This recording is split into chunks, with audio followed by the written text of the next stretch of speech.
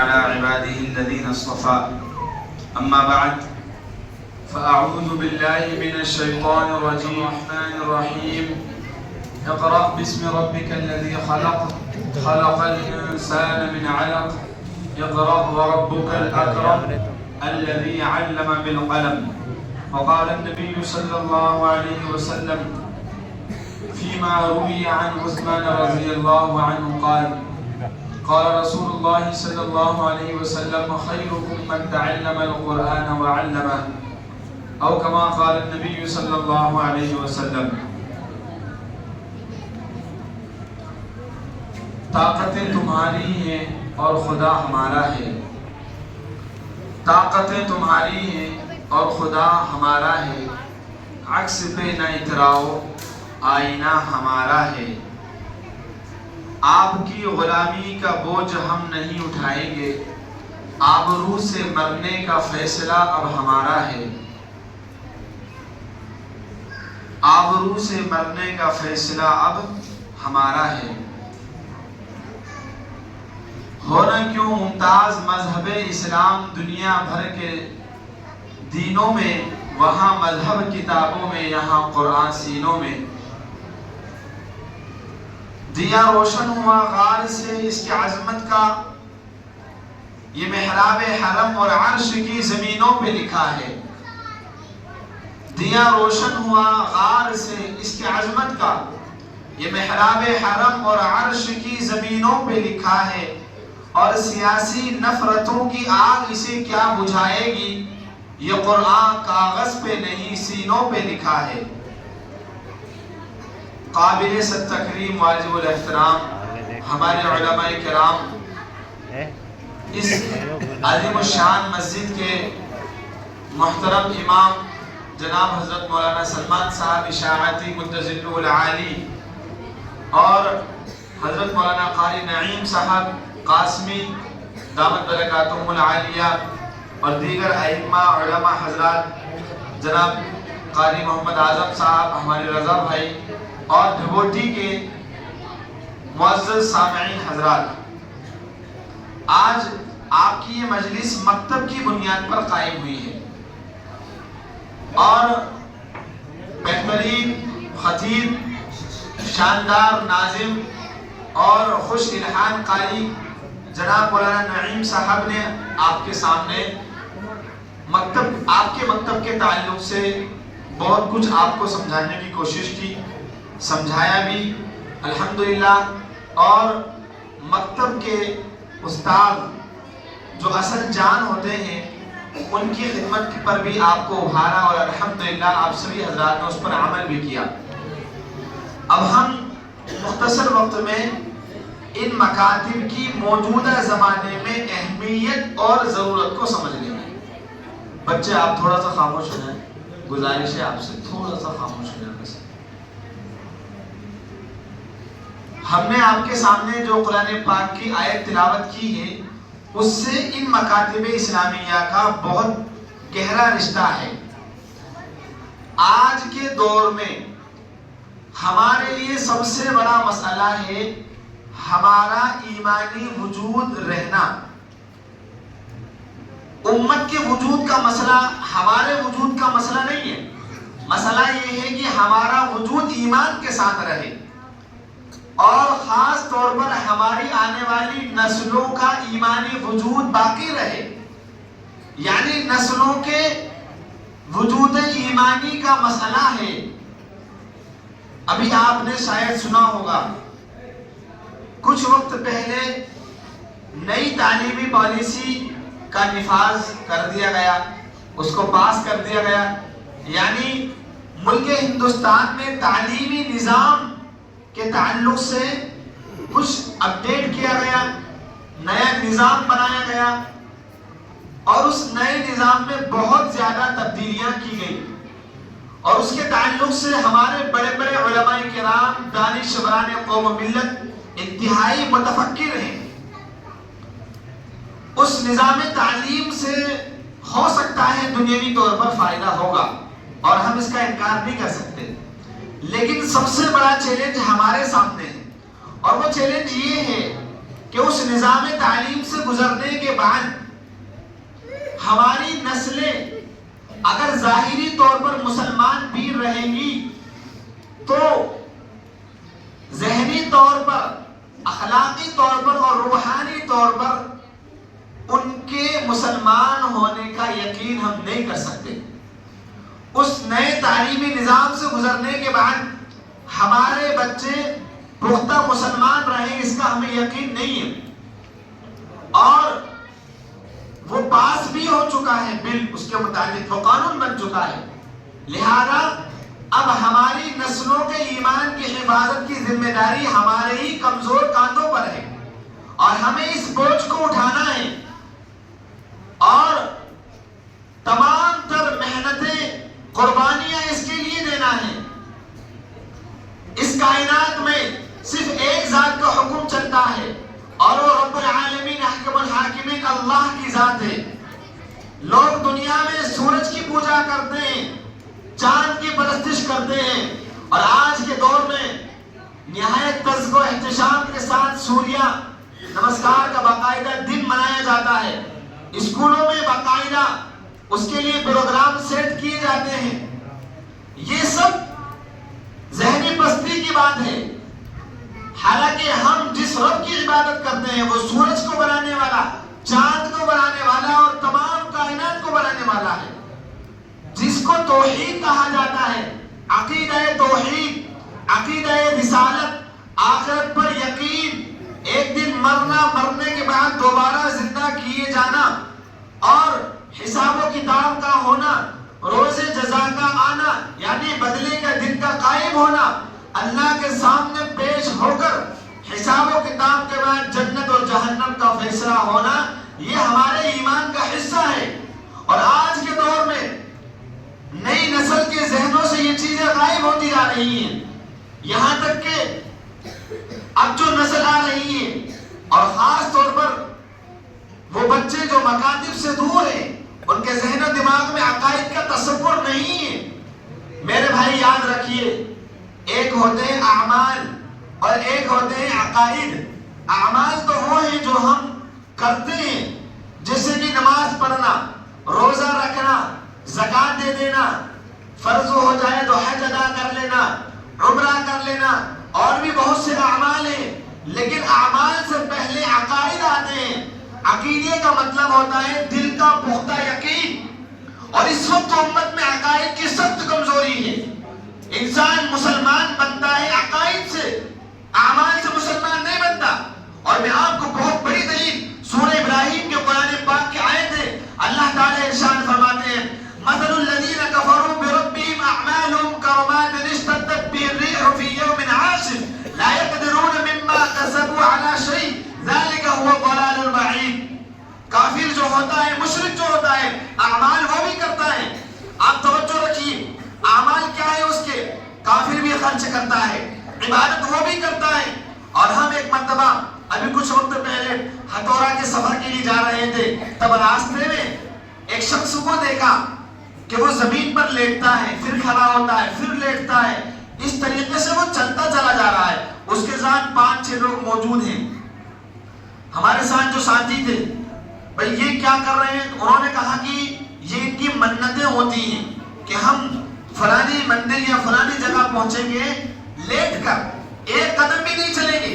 اس کے لیے انہوں نے فارم کا انتظام کیا، فارم کو بچھاتے، اس پر وہ صاحب لیٹتے، پھر آگے بڑھتے۔ یعنی مجاہدہ، قربانی دے رہے ہیں کہ نہیں دے رہے؟ پیسہ بھی غیر مسلم میں خرچ کرتا ہے۔ کئی لوگ ہیں جو اللہ کو، یعنی ان کے ذہن میں جو بھی ان کا خدا ہے اس کو راضی کرنے کے لیے اعمال کرتے ہیں۔ کئی لوگ جو روزہ رکھتے ہیں، جن کو ان کی زبان میں وہ دوسری اصطلاحیں استعمال کرتے ہیں، لیکن اعمال ان کے بھی ہیں، اعمال مسلمانوں کے بھی ہیں، لیکن بنیادی فرق عقیدے کا ہے۔ ہمارا عقیدہ ہے لا الہ الا اللہ محمد الرسول اللہ۔ اس کلمے کے ایک الفاظ ہے، ایک اس کا ترجمہ ہے، اور ایک اس سے نکلنے والا عقیدہ ہے۔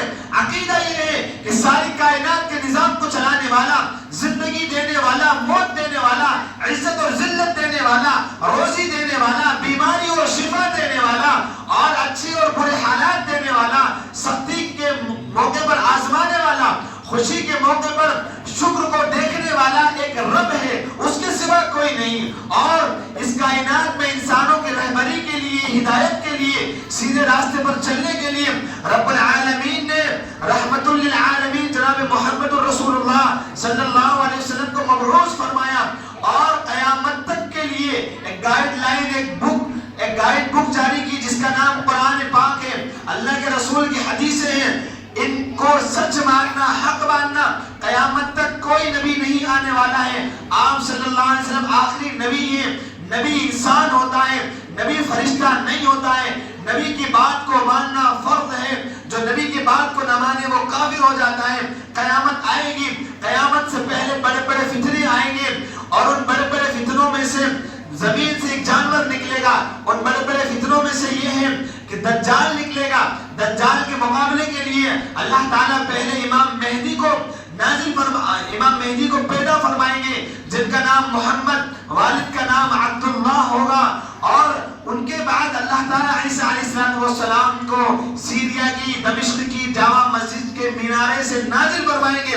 وہ دجال کا مقابلہ کریں گے، اور اس کے بعد اور حالات آئیں گے، اچھے حالات آئیں گے. پھر قیامت قائم ہوگی، ساری دنیا فنا ہو جائے گی. ذرہ ذرہ، ریزہ ریزہ، پہاڑ، دریا، سمندر، سب کچھ ختم ہو جائے گا. اور اس کے بعد پھر اللہ تعالیٰ دوبارہ زندہ کریں گے، سوال و جواب کریں گے، اور اس کے بعد حساب و کتاب کے بعد جنت یا جہنم کا فیصلہ ہوگا.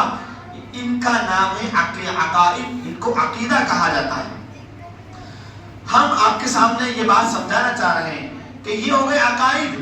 ایک مسلمان کا عقیدہ ہے، یاد رکھیے، ایک مسلمان کا عقیدہ ہے کہ اللہ ہی اس کائنات کا خدا ہے، اور کوئی نہیں ہو سکتا، کوئی بھی نہیں ہو سکتا اس کے سوا. اور ہمارے نبی جناب محمد رسول اللہ صلی اللہ علیہ وسلم آخری نبی ہیں، اور دیگر ضروریات دین کو مانتا ہے، لیکن اعمال میں اس سے کچھ کوتاہی ہو جاتی ہے. اللہ تعالیٰ یا تو اپنے فضل سے اس کو معاف کر دیں گے، یا اس کے اعمال کی سزا دینے کے بعد اس کو جنت میں داخلہ فرما دیں گے. لیکن اگر عقیدے میں کمزوری رہی، اگر کسی نے قرآن میں شک کیا، آخرت کے دن پر شک کیا، قیامت پر شک کیا، اگر کسی نے جنت کے وجود پر شک کیا، جہنم کے وجود پر شک کیا، یا نماز کے فرضیت پر شک کیا، زکوٰۃ کے فرض ہونے پر شک کیا، تو وہ چاہے جتنے اعمال کر لے، اگر اس کا ایمان مشکوک ہے تو کوئی اس کو جہنم سے نہیں بچا سکتا. کافروں کے لیے نہ نبی کی سفارش کام آئے گی، نہ ولیوں کی کرامت کام آئے گی. کافر کے لیے تو یہ فیصلہ ہے اللہ تعالیٰ کی طرف سے، ان اللہ لا یغفر ان یشرک، اللہ تعالیٰ تمام گناہوں کو معاف فرما دیتے ہیں، لیکن شرک کو، کفر کو معاف نہیں فرماتے. اب وہ جو سورہ ابراہیم کی آیت پڑھی تھی اس کو سمجھیے.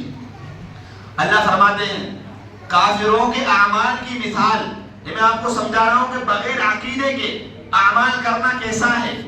آپ تو اتنا تو مانتے ہیں کہ کافر بھی عمل کرتے ہیں، مانتے کہ نہیں مانتے؟ بہت سے لوگ کافروں میں سے، مشرکوں میں سے غریبوں کی مدد کرتے ہیں کہ نہیں کرتے؟ ان کی سنستھائیں چلتی ہیں، باقاعدہ ہاسپٹل میں کام کرتے ہیں، کئی تنظیموں کے ہاسپٹل سے قائم ہیں، مفت میں علاج دیتے ہیں، عام لوگوں کو پانی پلاتے ہیں، اسٹیشنوں پر دوائیاں دیتے ہیں، کمبل تقسیم کرتے ہیں، دوائیاں تقسیم کرتے ہیں کہ نہیں کرتے؟ سب اعمال ہیں. اللہ تعالیٰ دنیا میں ان کو ہو سکتا ہے بدلہ دے دے، اور اللہ دیتے ہیں، لیکن آخرت کے بارے میں ارشاد فرمایا مثل الذین کفروا بربہم اعمالهم کرماد اشتدت به الريح في يوم عاصف.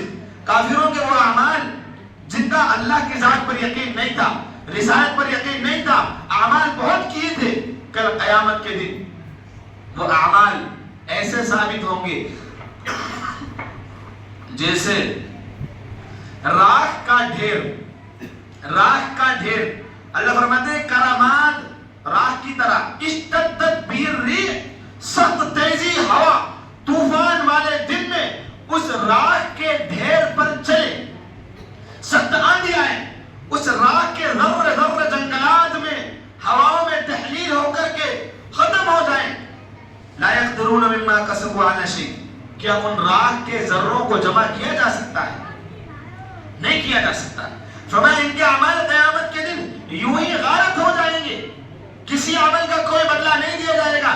اولئک الذین کفروا حبطت اعمالهم. ان کے اعمال سب ختم ہو جائیں گے عقیدے کی خرابی کی وجہ سے.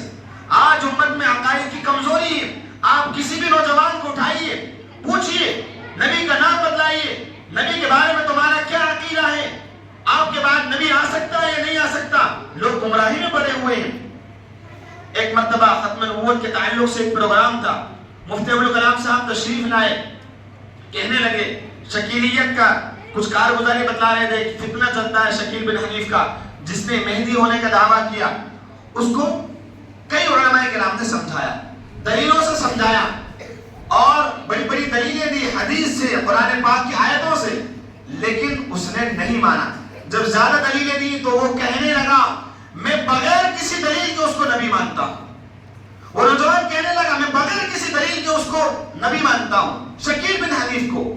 آپ بتلائیے, اگر ایسا عقیدہ ہوگا تو چاہے اعمال جتنے نیک کر لیے جائیں کوئی فائدہ نہیں ہوگا. کیوں؟ علماء کرام تعریف کریں گے, یہ یقینی بات ہے. اب جب آپ کو اتنی بات سمجھ میں آ گئی کہ عقیدے کا درست ہونا ضروری, سمجھ میں آئی آپ کو بات, اب آگے بڑھتے ہیں. عقیدے کی پختگی کے لیے مکاتب دینیہ کا قیام حد سے زیادہ ضروری ہے. باپ کو خود کو پتہ نہیں ہے کہ عقیدے کیا ہوتے ہیں, نہیں پتا قیامت کے بارے میں کیا عقیدہ رکھنا چاہیے.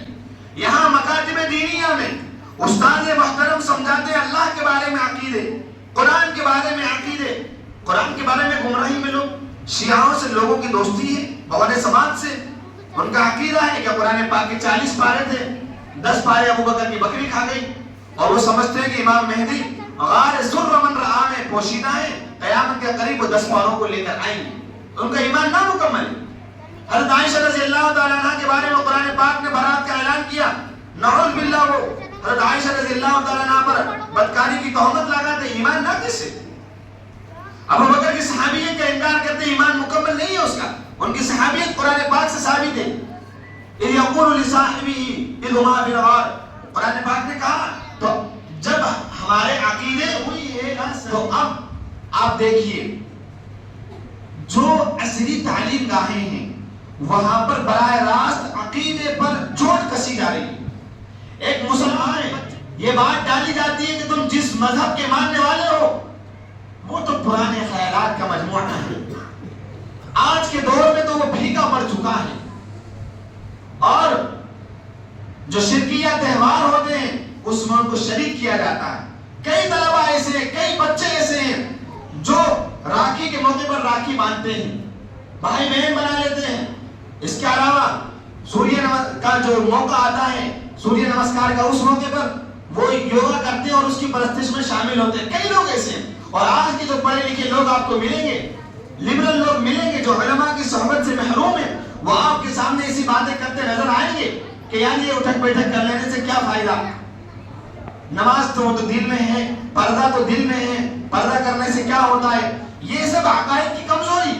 میرے بھائی اور ڈھوٹی کے سمجھدار غیور لوگوں, نوجوانوں, ان مکاتب سے سب سے پہلے تو عقائد کی حفاظت ہوگی. ایک طرف کفر اور شرک کی کھلے عام دعوت دی جا رہی ہے, بلایا جا رہا ہے. جو کفر کی طرف آئے گا, شرک کی طرف آئے گا, اس کو انعام دیا جائے گا, اس کی حفاظت کی جائے گی, اس کو نوازا جائے گا زمینوں سے, گاڑیوں سے اور نقد پیسوں سے. اور دوسری طرف ان کے مقابلے کے لیے ہمارے پاس کوئی سامان نہیں ہے سوائے مکاتب دینیہ کے. ایک بہت بڑے بزرگ ہیں, اللہ والے عالم دین ہیں, وہ فرماتے ہیں مدارس دینیہ کا قیام فرض کفایہ ہے, مکاتب دینیہ کا قیام فرض عین ہے. فرض کفایہ, فرض عین کا مطلب سمجھتے ہیں؟ فرض عین کا مطلب ہوتا ہے ہر آدمی کو کرنا ضروری, جیسے کہ نماز پڑھنا ہر آدمی کے لیے ضروری. اور فرض کفایہ کا مطلب ہوتا ہے کہ سب لوگوں پر ایک فرض آیا, اگر کچھ لوگوں نے اس کو ادا کر دیا تو سب کے ذمے سے ادا ہو جاتا ہے. جیسے کہ جنازے کی نماز چند لوگ اگر پڑھ لیں گے تو سب سے وہ ذمہ ثابت ہو جائے گا. مکاتب دینیہ کا قیام آج کے دور میں فرض عین ہے. اور انہوں نے علماء کو خطاب کرتے ہوئے کہا تم کم تنخواہوں کی بنیاد پر, قلیل تنخواہوں کی وجہ سے ان مکاتب کو نہ چھوڑنا, ورنہ قیامت کے دن اللہ تم سے سوال کرے گا. آج آپ دیکھیے ٹوٹی چٹائیوں پر مکاتب میں انتظام نہیں ہوتے. خدا پاک کی قسم بعض مرتبہ بڑی حیرت آتی ہے, اسکولوں میں بڑی بڑی بینچیں ہوتی ہیں, انتظامات ہوتے ہیں, الگ الگ دیواروں پر نقشے کیے جاتے ہیں اور ان کے لیے بہت کچھ انتظامات سے ان کو سنوارا جاتا ہے. لیکن مکاتب کے لیے ہماری مسجدوں میں الگ سے فنڈ نہیں ہوتا, مکاتب کے لیے الگ سے بجٹ نہیں ہوتا, جبکہ یہ مکاتب جتنا جتنا ہمارے لیے کھانا پینا ضروری ہے، جتنا ہمارے لیے نئے کپڑے پہننا ضروری ہے، اس سے زیادہ ضروری مکاتب کا قیام ہے۔ حضرت مولانا سجاد نعمانی صاحب دامت برکاتہ عالیہ کے والد بزرگوار حضرت مولانا محمد منظور نعمانی صاحب نے اپنے کتاب میں لکھا ہے، ایک مرتبہ انہوں نے ان کے ملفوظات میں ایک تعلیم کی بیداری پر ایک مجلس قائم تھی، اس میں خطاب کرتے ہوئے فرمایا تھا کہ دو باتوں میں سے ایک بات کے لیے تیار ہو جاؤ، دو باتوں میں سے ایک بات کے لیے تیار ہو جاؤ، یا تو اس بات کے لیے تیار ہو جاؤ کہ تمہاری آنے والی نسلیں مرتد ہو جائیں اور تمہارے گھروں میں آنے والے وقت میں کافر رہیں، مشرک رہیں، یا پھر اس بات کے لیے تیار ہو جاؤ کہ تم اپنے بچوں کو دینی تعلیم سے آراستہ اور پیراستہ کرو، قربانیاں دو۔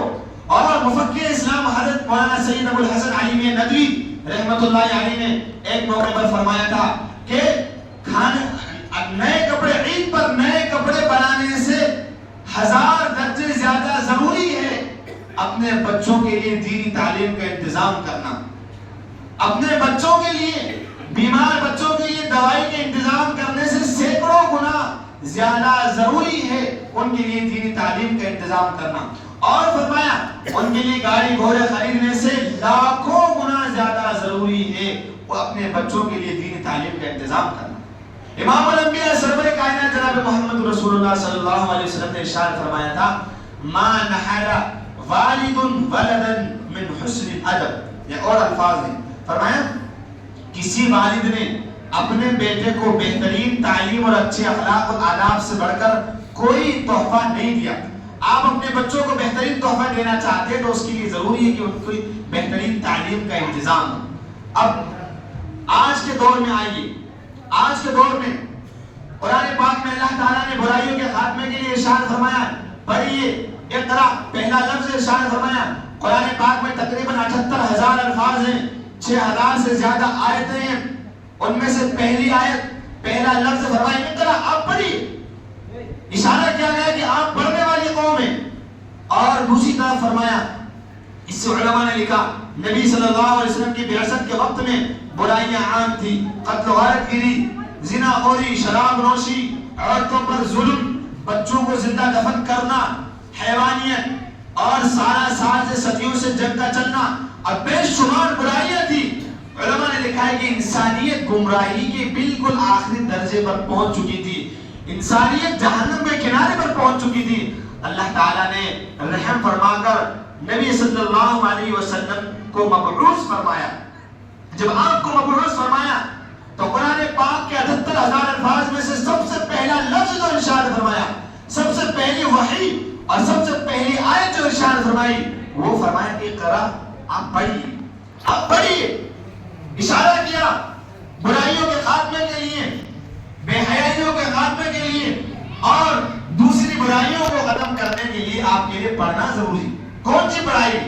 بسم ربک الذی خلق، اس رب کے نام سے پڑھیے جس نے آپ کو پیدا کیا۔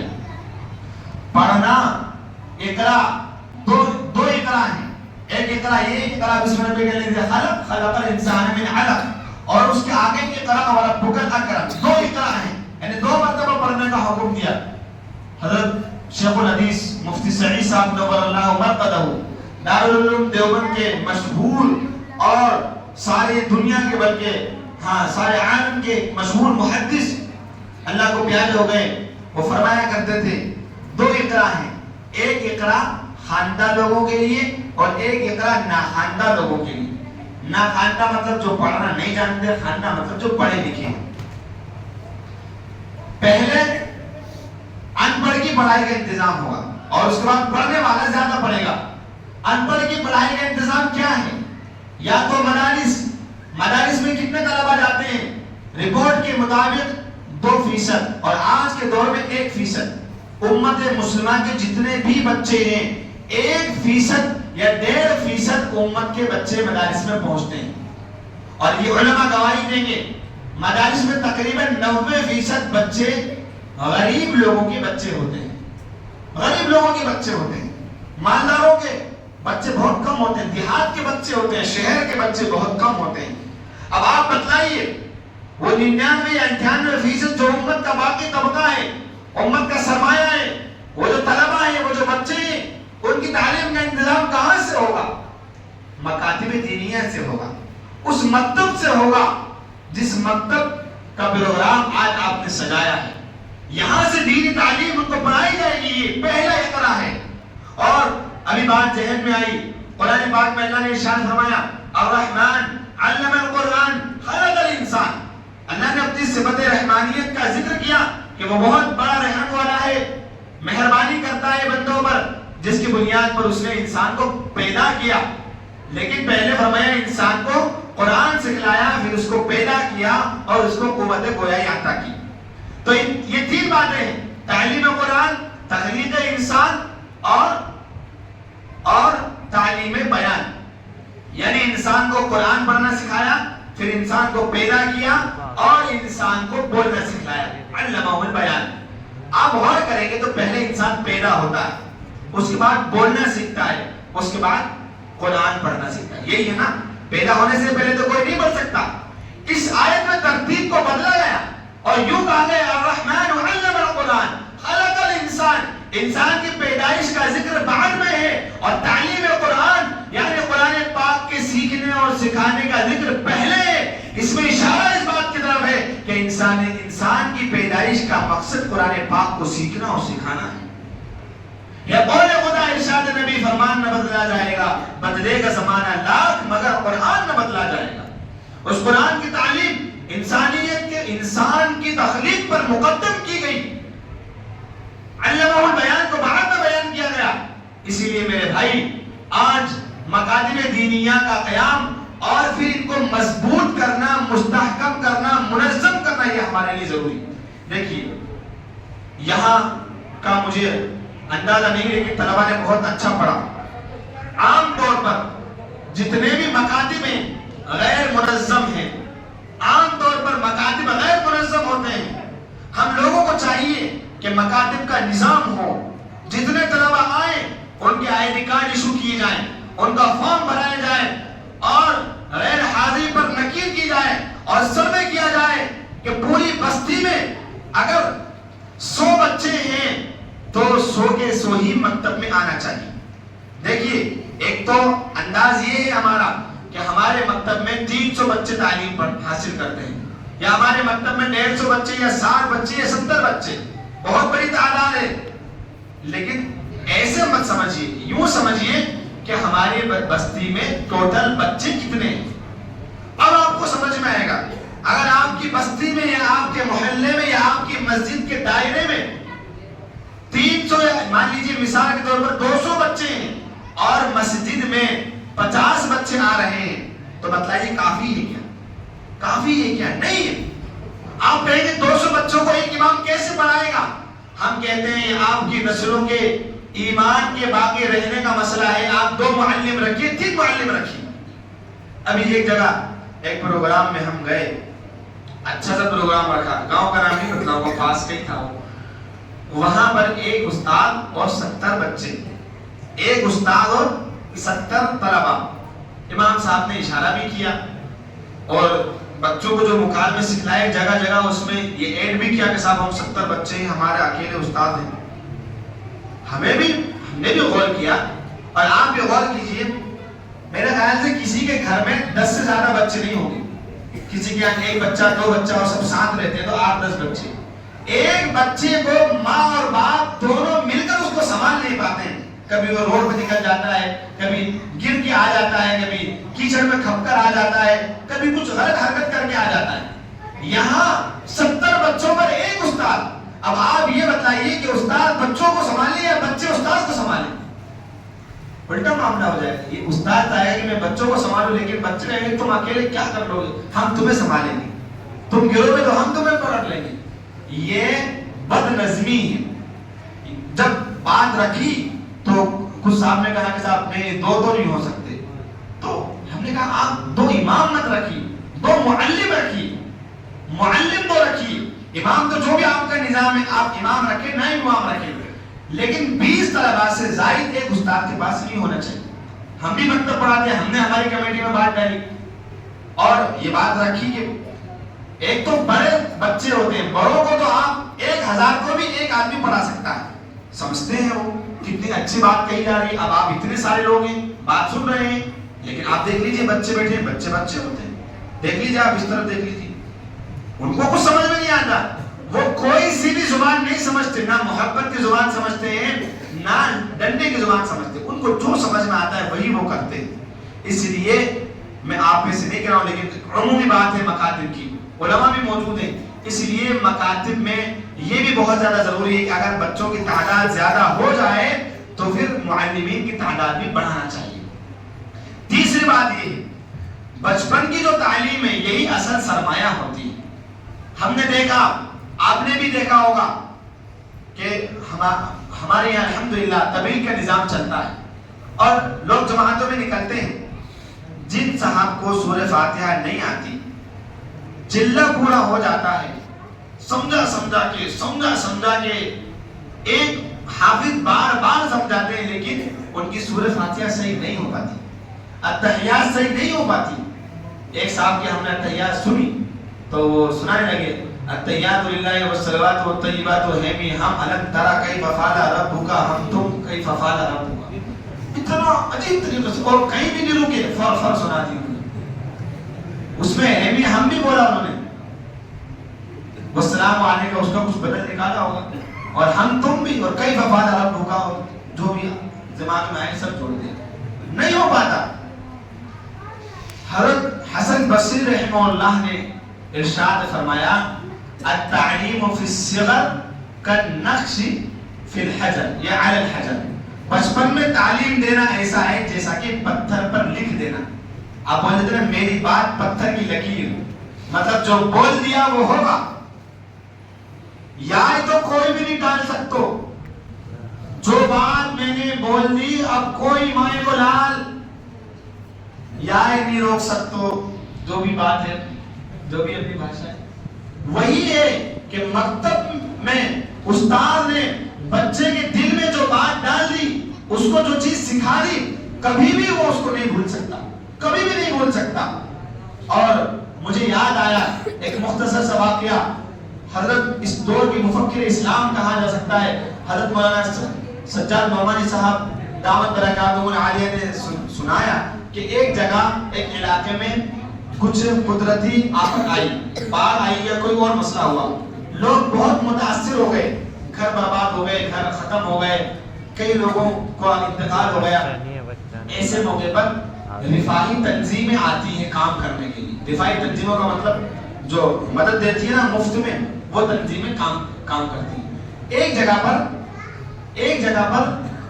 ایک تنظیم نے اپنا اسٹیج لگایا، پروگرام سجایا اور سب بچوں کو انعام دے رہے تھے، سب لے کر کے جا رہے تھے۔ ایک بچہ جب وہ انعام وہ جو بھی اس کو دیا جا رہا تھا اس کی ضرورت کے لیے، جب اس کو راشن دیا جا رہا تھا تو وہ وہاں سے الٹا بھاگا اور دوڑتا ہوا اور کلمہ پڑھتا ہوا وہ بھاگا، تو اس کو روکا کہ بھائی سب کو سامان مل رہا ہے، سب لے کر جا رہے، تم کیوں بھاگ گئے؟ اس نے کہا کہ یہ جب راشن دے رہے ہیں تو یہ ساتھ کلمے کفر بھی کہلوا رہے ہیں، اور مکتب نے میرے استاد نے مجھے کہا تھا کہ کبھی بھی کیسے بھی حالات آ جائیں آپ کبھی بھی اپنی زبان سے کفر کا کلمہ مت نکالیے، میں ضرورت کے ساتھ زندگی گزار لوں گا، محتاجی میں زندگی گزار لوں گا، لیکن میں کبھی بھی اپنی زبان سے اللہ کا انکار نہیں کر سکتا۔ وہاں پر اس کو اس کے مکتب کی تعلیم سمجھ میں آئی۔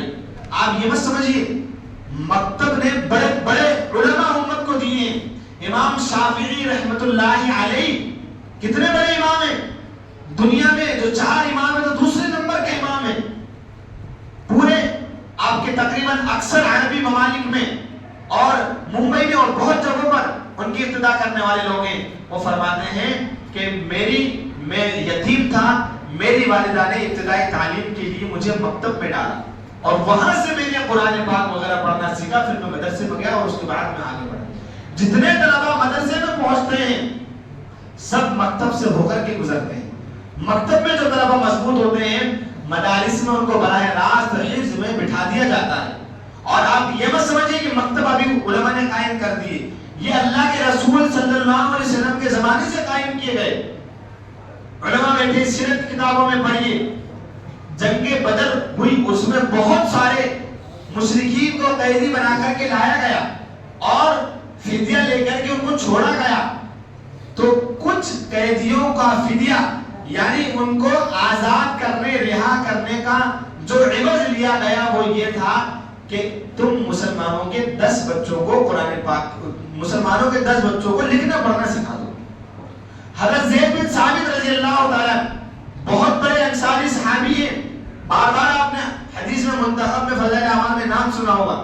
وہ فرماتے ہیں میں نے ان قیدیوں سے ہی تعلیم سیکھی تھی. ایک طرف مسلمانوں کے سامنے رسول اللہ صلی اللہ علیہ وسلم کے سامنے مسلمانوں کی معاشی حالت تھی, حالت انتہائی کمزور تھی, فاقے پر فاقے تھے, تندرستی تھی, اور وہاں پر لوگ یعنی جو قیدی تھے بہت سارا مال دے کر اپنے آپ کو بچانے کی کوشش کر رہے تھے. لیکن حضور پاک صلی اللہ علیہ وسلم نے فیصلہ فرمایا کہ ہمیں آپ کا مال نہیں چاہیے, آپ کی جو تعلیم ہے ظاہر سی بات ہے وہ کوئی دینی تعلیم تو تھی نہیں, وہ تو مشرک لوگ تھے, لیکن لکھنا پڑھنا اس کا رواج اس دور میں بہت کم تھا. فرمایا ہمارے بچوں کو لکھنا پڑھنا سکھا دو, جو زبان تمہیں یاد ہے وہ زبانیں ان کو سکھا دو, یہی تمہارے آزاد ہونے کا تاوان ہوگا, فدیہ ہوگا. یہ کتنی بڑی بات ہے. اس لیے میرے بھائیوں بزرگوں دوستوں بات یہ سمجھ میں آئی, ہم چاہے اپنے پیٹ کو کاٹ لیں, کم کھائیں یا نیا کم پہنے, گاڑی گھوڑوں میں اور دوسری چیزوں میں کمپرومائز کر لیں, لیکن تعلیم سے ہرگز پیچھے نہ ہٹیں, ہرگز پیچھے نہ ہٹیں. دنیاوی تعلیم بھی مضبوط ہونا چاہیے, دینی تعلیم بھی مضبوط ہونا چاہیے. دنیاوی تعلیم مضبوط ہو, بہت مضبوط ہو, لیکن دینی تعلیم کی مضبوطی کے ساتھ. اسکول میں بچہ جائے گا, بڑے بڑے کالج میں جائے گا, لیکن اس کا بچپن کا زمانہ اسی مکتب سے ہو کر کے گزرے گا. اگر آپ نے اس بچے کو مکتب کی تعلیم نہیں دی, وہ بڑا ڈاکٹر یا انجینئر یا لائر جو بھی بن جائے گا, بننے کے بعد آپ کے دین پر اعتراض کرے گا. علماء نماز نہیں ہوگا, وہ علماء کی قدر نہیں کرے گا. مسجد میں آنا اس کو برا لگے گا, اس کو لگے گا کہ جوتے اتارنا یہ تو بہت غلط بات ہے. لیکن وہیں پر اگر ان کی دینی تعلیم ہوگی, الحمدللہ وہ قوم کی بھی خدمت کرے گا, امت کی خدمت کرے گا, اور اپنے آپ کو بھی جہنم سے بچائے گا اور لوگوں کو جہنم سے بچانے کا سبب بنے گا. اور اس دور میں بہت ساری مثالیں ایسی ہیں. کل ہم گئے تھے سکرائی, وہاں پر ایک ڈاکٹر صاحب تھے, ڈاکٹر عمر فاروق, الحمدللہ MBBS ڈاکٹر ہے, بڑے صلاحیت مند ہیں. گورنمنٹ جو میں ان کی جو بڑے بولایا کا جو اسپتال ہے اس کے یعنی بڑے آدمی ہیں, بڑے پوسٹ پر ہیں. اس کے باوجود علماء کا اکرام, نمازوں کی پابندی اور اللہ والوں کی صحبت میں حاضری. کچھ وقت پہلے یہاں سے سفر کر کے حضرت مولانا سجاد نعمانی صاحب کے خانقاہ پہنچے, آپ کے پاس آپ کی صحبت حاصل کی. ہمارے پاس ہمارے رضا بھائی موجود ہیں, یہ بہترین انجینئر ہے ماشاءاللہ, زبردست ان کی پوری کمپنی ہے اور زبردست ان کا سارے علاقے میں MP میں MP سے باہر کام چلتا ہے. لیکن الحمدللہ اردو بہترین یاد ہے, کئی کتابیں معارف القرآن, معارف الحدیث پڑھتے ہیں, خود مجھ سے بہت سی علمی گفتگو کرتے ہیں. یہ سب کہاں کا, یا تو گھر کی تربیت ہو یا آپ کے مکتب کا اثر اس کے اندر موجود ہو. اس لیے میرے بھائی ان مکاتب کی تعلیم کو ہم اپنے لیے حرز جان بنائے, اپنے کھانے پینے کی طرح اپنی ضرورت سمجھے. اور میری بستی والوں سے یہ گزارش ہے کہ آپ مکتب کی ہر ضرورت کا خیال رکھیں, ہر ضرورت کا. کتاب کی ضرورت ہے کتاب دے دیں, ان کو پلان کی تپائی کی ضرورت ہے تپائی دے دیں, معلم کی ضرورت ہے معلم دے دیں, جو ان کو ضرورت لگے وہ دے دیں. اس کے علاوہ ہماری نسلوں کے ایمان کی حفاظت کا کوئی ذریعہ ہمارے پاس نہیں. آپ بتلا دیجیے. بے شک اللہ نے ایک راستہ کھولا, جماعت میں نکلتے ہیں تو اس میں تو بہت بڑی بڑی عمر کے جاتے ہیں, کوئی جائے نہ جائے, لیکن بچپن میں ذہن خالی ہوتا ہے, اس کی خود کی کوئی مرضی نہیں ہوتی, والد جہاں بٹھا دیں گے وہاں بیٹھ جائیں گے. اس لیے ایک تو ہر بچے کے لیے مکتب کی تعلیم کو لازم سمجھے, دوسرا مکتب کی تعلیم اور مکتب کے نظام میں اپنا مال پیسہ خرچ کریں. اگر اس دور میں کسی کا 10 روپے بھی مکتب کی تعلیم میں لگتا ہے تو یہ ایمان کی حفاظت میں اس کا پیسہ لگ رہا ہے, ایمان کی حفاظت کے لیے اس کا پیسہ خرچ ہو رہا ہے. اللہ آخرت میں بہترین بدلہ اور بہترین اجر اس کو عطا فرمائیں گے. اور آخری بات یہ ہے کہ ان مکاتب کی طلباء کو یا پڑھانے والوں کو کمزور مت سمجھیے. یہ تو اللہ والوں کی دین ہے جو اپنے دلوں میں بے شمار احادیث قرآن کا ذخیرہ رکھنے کے باوجود کوئی کسی گاؤں میں بیٹھا ہے, کوئی کسی ٹیلے پر بیٹھا ہوا ہے, کوئی کسی کنویں پر پڑا رہا ہے. ایک مرتبہ حضرت شیخ الحدیث مولانا مفتی سعید صاحب پالنپوری رحمۃ اللہ علیہ نے فرمایا کہ لوگ کہتے ہیں کہ نصاب میں تبدیلی کرو، تو دارالعلوم دیوبند کے طالب علم فارغ ہوتے ہیں تو یہ انگلش نہیں بول سکتے، یہ طلبہ جو ہے ان کو بہت سی چیزیں جو موجودہ دور کی ہیں وہ یاد نہیں ہوتی، تو یہ تو لاچار ہو گئے، تو اس تعلیم کا کیا مقصد ہے؟ حضرت نے فرمایا ہم بچوں کو اس طرح پڑھاتے ہیں کہ ان کو اس طرح مجبور کر دیتے ہیں کہ دین کے علاوہ ان کے پاس کوئی آپشن ہی نہ بچے، اور وہ فرماتے تھے کہ اس کی برکت یہ ہے کہ ان کو آپ دیکھیں کہ بڑے بڑے اداروں سے فارغ ہونے والے چھوٹے چھوٹے گاؤں میں 5-5 10-10 گھروں کی مسجد میں بیٹھ کر مسلمانوں کے بچوں کو دین کی تعلیم دی جا رہی ہے، اس دور میں کیا ہے کسی جہاد سے کم ہے؟ یہ بہت بڑی خدمت ہے۔ تو اس کا ہمیں میرے بھائی خیال رکھنا ہے، اور اس میں نام دل میں سخن جیسا بھی ہم سے بن جائے، اپنے وجود کے ذریعے سے یا اپنے مال کے ذریعے سے ان کی خدمات انجام دینا ہے۔ اور بڑی خوشی ہوئی، اللہ تعالیٰ اس مکتب کو بھی آباد رکھے اور آس پاس میں بے شمار مکاتب کا قیام فرمائے، اور ہماری نسلوں کے ایمان کی حفاظت فرمائے۔ جو حدیث پڑھی تھی اس کا مطلب یہ ہے کہ اس دنیا میں سب سے بہترین انسان وہ ہے جو قرآن پاک کو سیکھے اور قرآن پاک کو سکھائے۔ تو قرآن پاک کو سکھانے والے بھی مکتب میں اور سیکھنے والے بھی مکتب میں، یعنی یہ دنیا کا سب سے بہترین مجمع ہے جو آپ کی مسجد میں بیٹھا ہوتا ہے، روزانہ بیٹھا ہوتا ہے۔ اب مجھے اشارہ کر دیا، مجھے 3 منٹ کا موقع۔ حضرت خواجہ باقی باللہ رحمۃ اللہ علیہ، بہت بڑے بزرگ، مجدد الفسانی شیخ احمد سرہندی رحمۃ اللہ علیہ، بہت بڑے عالم ربانی گزرے ہیں، 1000 سال کا مجدد ان کو مانا گیا۔ ان کے شیخ تھے حضرت خواجہ باقی باللہ، ان کو وجدی کی کیفیت ہوتی تھی، تو ایک مرتبہ قبض کی کیفیت ہو گئی، اور یہ ایک تصوف اور سلوک کی اصطلاح ہے، یعنی جو انوار اور برکات دل پر آیا کرتے تھے وہ انوار اور برکات دل پر نہیں آ رہے تھے، تو بڑی فکر ہوئی کہ میرے دل کی عجیب حالت ہو رہی ہے، تو خوب دعائیں مانگی، اللہ میری اس کیفیت کو ختم کر دے اور پھر سے مجھے نورانی عطا فرما دے۔ وہ بہت بڑے بزرگ تھے، ابھی اس کا تو وقت نہیں ہے لیکن واقعہ سن لیجیے۔ ایک مرتبہ اللہ تعالیٰ کی طرف سے الہام ہوا، اشارہ ہوا کہ آپ نے سارے کام کر لیے اپنی اس نورانی کیفیت کو واپس لانے کے لیے، اب آپ ایک کام کریے، اس سے آپ کی نورانی کیفیت مل جائے گی۔ آپ بہت پریشان ہو چکے تھے، اور ان کو فرمایا گیا کہ آپ اپنی نورانی کیفیت کو واپس لانے کے لیے یہ کریں کہ آپ کی مسجد میں چھوٹے چھوٹے بچے ہیں جو قرآن پاک پڑھتے ہیں، آپ ان بچوں کے پاس جائیں اور ان بچوں کے پاس جا کر کے ان سے دعا کا کہیں۔